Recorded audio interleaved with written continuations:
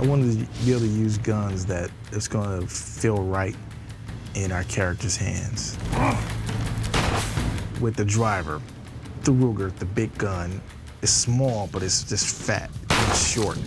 And it just felt right in his hands. It's a Ruger Black Hawk Alaskan 454 Casull, which is a very unusual gun. They use it for killing bears in Alaska when they're out fishing if a bear happens upon somebody. Hey, Mark. Killer. The bullet's about that big. It's a nice big bullet. Reason why he need a gun that big is if I shoot, if I hit, you're going down. Please, he made us do it! Preparation with Dwayne is how to be able to control the Ruger, the kick. The backfire of the gun is much louder. Dwayne had to get used to that. Yeah, I spent a lot of time with our tech guy. His name is Chick. And it was a lot of fun shooting that gun. Same beat, we back here, he's figuring it out, because you got the shit in your eyes and all that stuff, and then you'll come back out, boom. For the killer, we have a H&K P30 with a silencer on it. It just fit his hands right. It felt menacing, but sexy and cool at the same time. It's just a beautiful, sleek, awesome gun. Just goes right alongside with the style of the movie. It's so powerful, and you have to be so careful. And that's the thing, is I just kept on thinking I was going to shoot myself in the foot.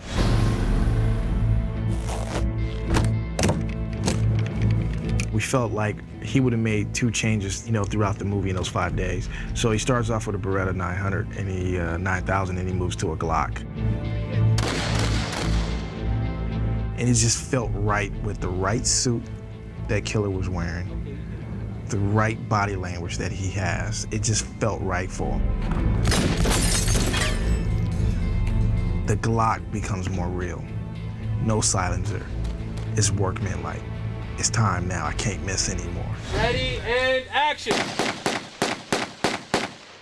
Lily, she has a Kimber, which is a .45 automatic. Action!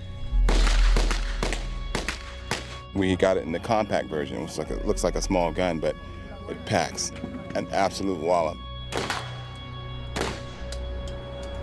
I shoot a .45 in the movie, so it's, I was very used to that and very comfortable with that.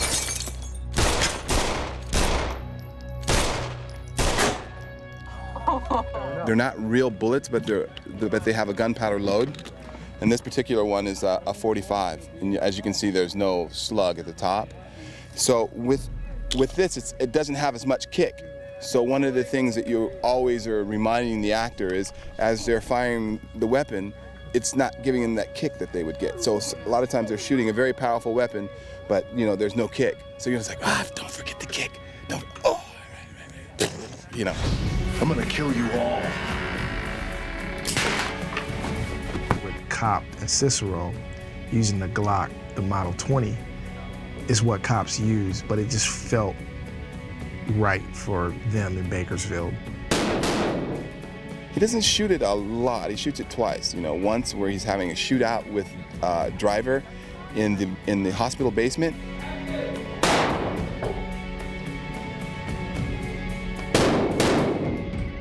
The director goes, "Okay, everybody's out of the way. I need to go big."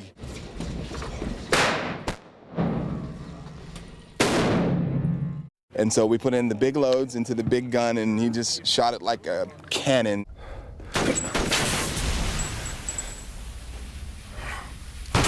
These guys went home with their guns, and they kept the guns with them and stayed near with it. And I think all that really helped to really make the film feel real. Hey, Mark.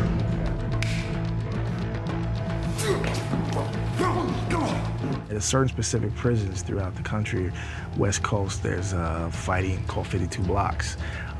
It's not really well known.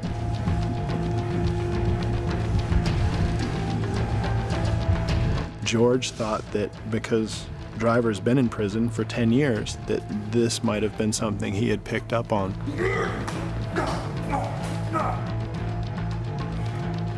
Several days were spent on the knife fight and choreographing the knife fight and utilizing 52 blocks in a small way where it's something that he would have seen but not perfected.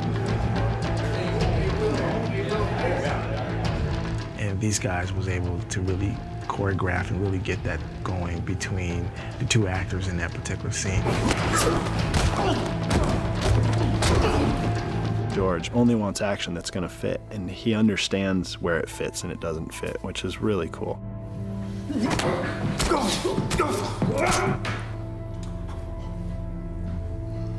And action, 10 away, go. When I first read the script, when I first read Tony and Joe draft, the Chevelle was always there in the material. Well, we knew we needed a Chevelle Super Sport for the driver. It's like just the coolest car ever made.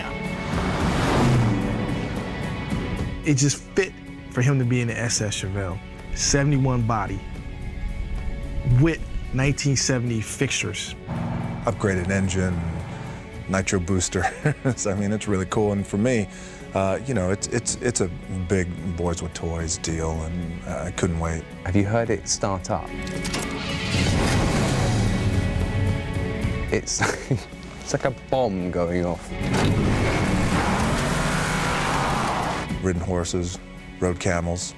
It's not the same. You get behind the wheel of a cool car like that. We figured the killer, you know, even before he was European, would be driving something foreign, you know? Yeah, we want to do the American car against the foreign car, you know? I just felt like Oliver inside the Ferrari was the right car for him. To be able to drive that was just incredible. I'm gonna hate it going back to London and getting back in my Clio.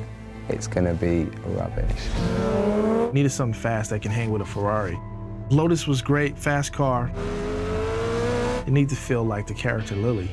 And Lily, yellow. They just kind of all worked together. And once she got close to the car, I just felt like it was her. Background. Background. The bank heist, we felt like from that particular scene, the driver would have chose a particular car that would have been more of a looker, a car that he would have been proud of to show around. That's why the car is gold, it's in great shape. It's a beautiful looking car. At that particular scene, how I wanted to set it up as a director was establish how good he is. Driving forward, making turns, driving backwards, going through small spaces. For some of the driving sequences, we're using a thing called the moto arm in the elevator rig, which is basically a Cadillac Escalade with a vertical riser, so we can move the camera up and down. Biscuit is a very good piece of machinery that allows us to get our camera in very tight spaces while Dwayne is behind the wheel.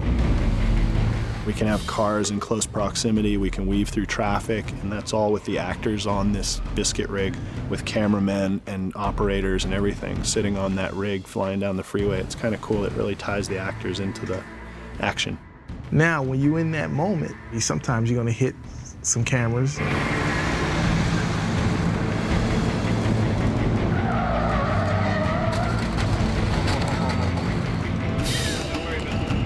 But at the same time, we're live. This is really happening. That's why you're going to hit a camera sometimes, you know what I mean? I think that is the excitement that that film, that scene gave us. Ribbit!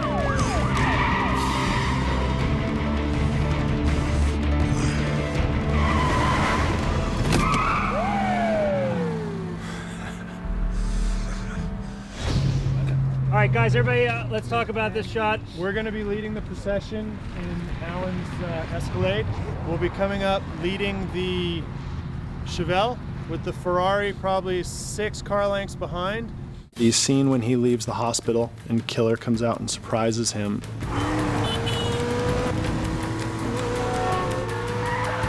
Killer's looking to get a moment where he can take a shot at Driver, and Driver knows his time is getting short. He's got to do something. It's hard for an SS Chevelle to outrun a Ferrari.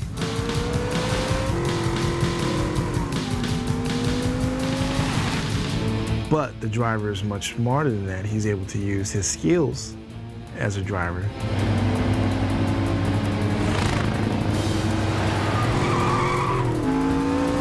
he basically pulls in front of a semi at 45 miles an hour, slams on his brakes, and just throws a 180 right in front of the semi.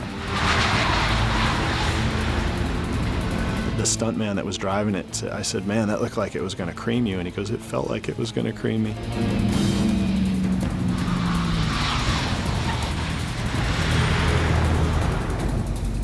That's why he's called the driver, because he delivers.